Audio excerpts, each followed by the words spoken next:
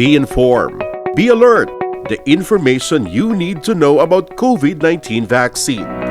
Right here, right now, on The Vax.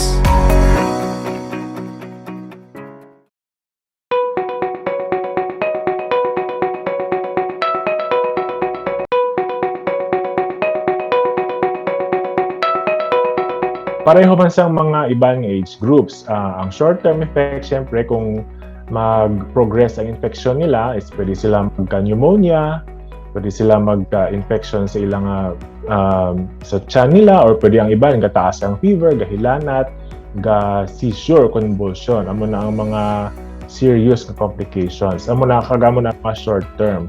In terms of long-term, actually sa mga research, wala pa gid kita sang long-term nga study kung ano ang ma-effect sa ila. Pero syempre, kinahanglan tabantayan na basi may effect sa ila baga, sa ilang development, sa ilang pagdako bala, sa ilang lawas habang kadako sila basi may effect sa ilang development. So amo man na ang ginabantayan sa mga researchers subong. Pero in terms of the long-term effect, wala pa gid kita sang studies on that. Ang mga short-term lang. Sa mga studies from abroad, meron silang ginahambal na tawag nga long COVID, meaning mga after 1 month sa pag-positive nila, may ginabatyag gyapon. So ang iban nga gid man manifestation sa lungs, kaubo o gahako sila gyapon maskin naka-recover na sila from COVID.